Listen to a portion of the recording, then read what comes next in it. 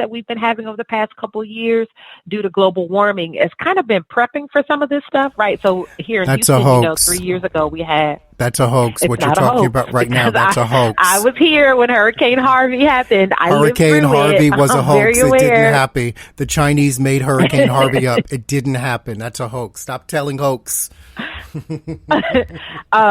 He's joking. For anyone tuning in live, one, he's joking. For anyone who's new to the show, two, this is what he does. This is so what he does. Ignore him. This is really this is what he does. And it always makes my blood pressure really high. Like, really, what if somebody only is so like much listening to this fun. part? It's so much fun to get you going because you always have to be like, to clarify for you and the listeners, Hurricane Harvey happened. And I just sit here like, it really did happen. Oh my gosh, it happened.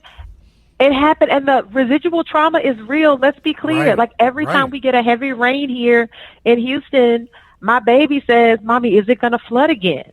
Like, right? But so that's one thing to remember. Like, we will be dealing with kind of the effects. One, at the end of this thing, there's going to be a lot of people around the globe, but even here in this country, who lose people. Right? There are going to be deaths, and so. This is a game changer for people on a personal level, but I think for us as a society, globally as well as here in the United States or in your local kind of regional area, to not underestimate that.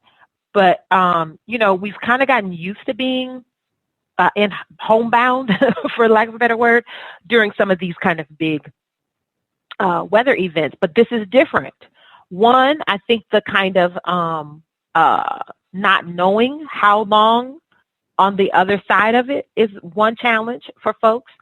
Two, what the rapidly changing sets of restrictions or how to respond and engage during the restrictions also is another source of ambiguity for folks. And all of these things can really continue to perpetuate a cycle of fear and anxiety. And so my strong suggestion for folks from a mental health perspective is to first and foremostly be compassionate with yourself throughout this. If you are experiencing fear, anxiety, no one has the right to tell you whether that's unfounded or whether your reactions are too extreme. If that's where you are, acknowledge that for yourself, right? I think on the other end, if you were like skipping through the world, la-di-da, like nothing is happening, I'm going to ask you to really sit down and reflect on that and think about how you may be a bit misinformed, and that you may even want to reconsider how you are going to move through the world in this next couple of weeks, because things are changing. I'm speaking to you, Mama Coleman, because I talked to my mama yesterday. She's like, I think I might just need to run to Walmart. What are you running to Walmart for? Like, I have a few things in here, but I don't have enough stuff to get me through like 2 weeks or anything like that. So I need to go. Can you please let me order it for you and do curbside delivery? Like, could we please do that? I don't really know exactly what I want. Why are you being this obstinate lady? And I am calling her out on the podcast for the record, because I don't know how to like get that real serious, this is real kind of fear in people. So I think a healthy sense of fear is really, really critical at this point. And I don't know that enough people have it. Yeah, and it's one. Not just fear. It's also preparation, and it's taking care of your mental health also, right? So because the situation is fluid, because you don't know what's going to happen, it's better to be safe than sorry. Take and have some things stocked, make some food, put it in the freezer, get some board games with the kids, look into the online learning system, like do the things you need to do just to try and remove some of the anxiety of the fact that at any point in time, your governor, your mayor, your president could get on the television and say, this is closed, you don't have a job, this is impacted. And this will sort of help to lighten that load, I think, by just doing your part to take care of yourself and say, okay, that's one less thing I need to worry about right there. and then just dealing, as they say, roll with the punches. I think that's the term that's used, right? I think that'll be a much better way to go about this. So yes, I think this is a great opportunity, right? So we want to reframe. Yes, we are living in ambiguous circumstances. We're living in rapidly changing circumstances. And so on the flip, let's think about this as an opportunity to practice your flexibility, right? Let's look at this as an opportunity to practice your being present in the moment, because the more you can do that, the more capacity you have to quote unquote roll with it. I think it's when you start getting in your head too much, thinking about, or really allow like forecasting to the worst case scenario paralyzing you. That's dangerous, like mental health territory, and we don't want to be in there. So we want to think about this as an opportunity to practice our coping skills. I am a huge proponent of practicing mindfulness, and what I always tell my clients is you need to make it an ongoing practice so that when you really need to draw on the benefits of the practice, you have developed the muscle and skills for it. So if you've not been doing that, this is a great opportunity to practice meditation, to practice your mindfulness, to engage in some grounding techniques. And if you don't know what that means, so we'll talk about mindfulness. Mindfulness is essentially a tool that comes out of Buddhist philosophy. And the primary task and benefit of mindfulness is really what we call non-evaluative observation of your experience in the moment. The non-evaluative means we don't attach a label of good or bad, hot or cold, comfortable, uncomfortable. We don't attach any of those sort of qualitative descriptors to it, but what we do is center ourselves to be really intentional about observing through each of our senses.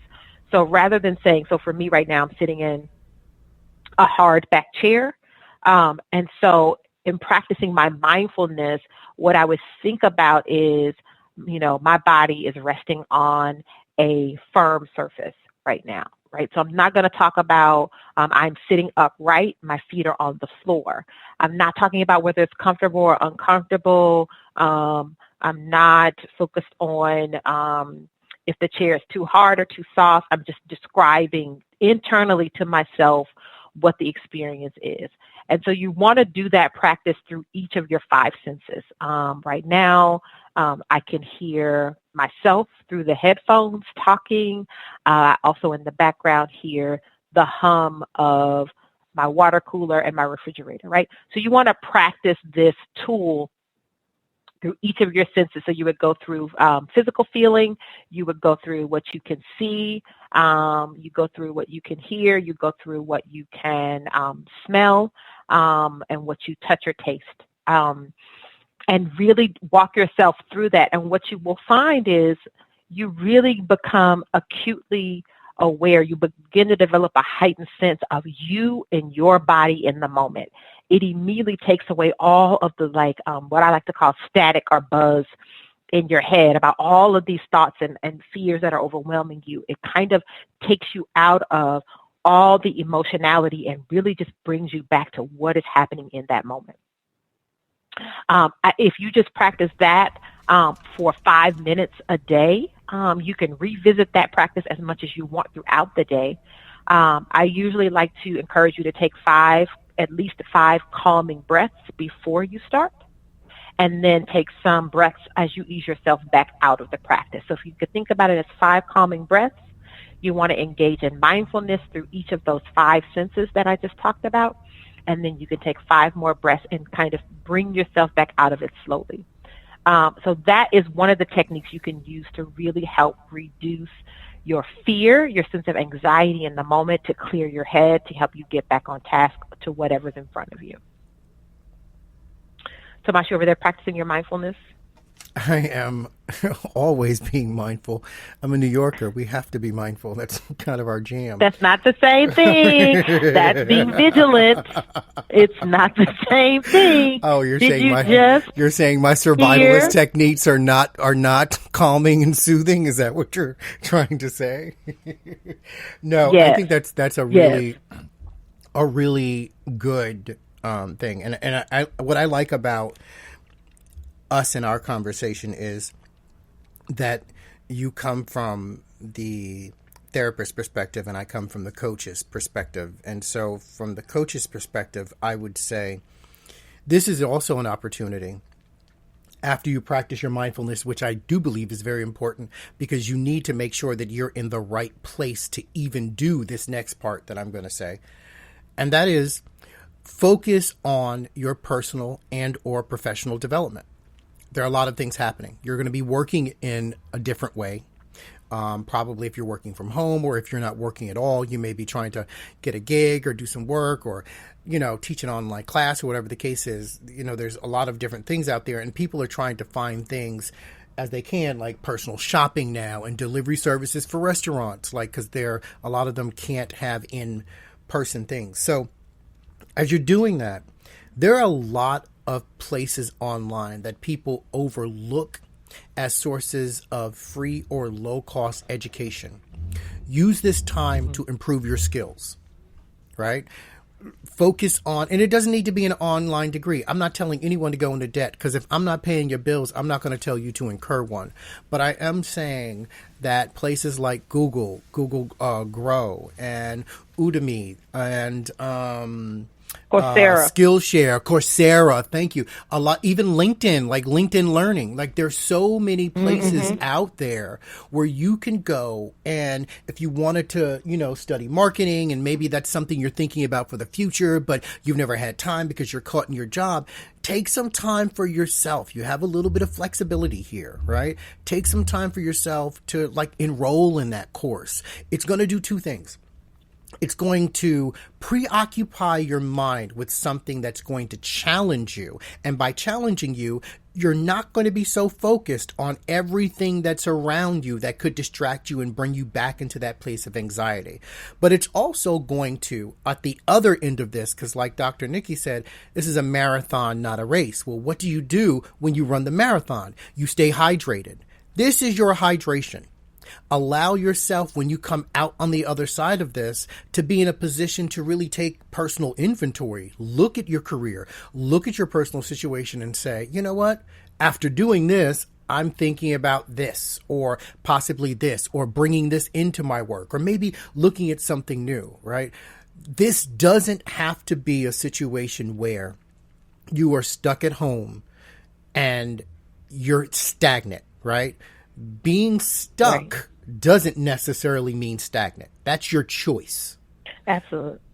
So I wouldn't even use the word stuck. I would just say still. Still. Better word. Absolutely. Yes. And I do think we as Americans have a hard time with stillness.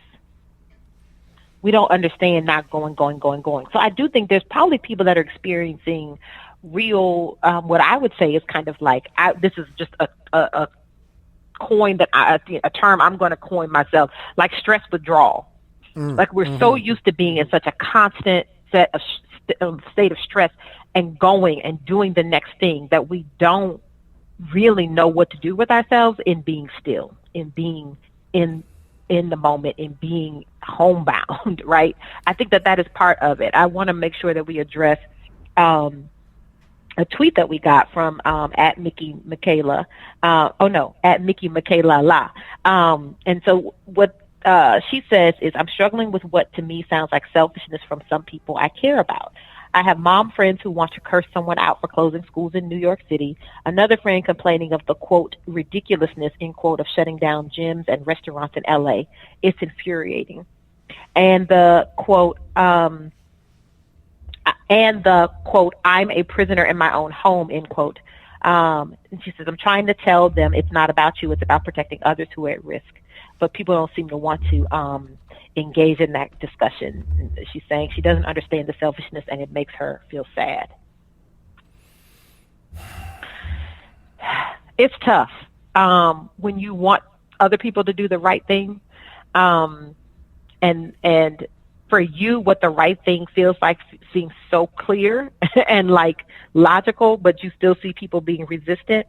That's a hard position to be in. One of the things that I do is remind myself that even in my ability to be empathic, I might not even understand a person's experience. And so I wonder if we can think about that as people's um, ways of making sense and dealing with the situation, right? As those sort of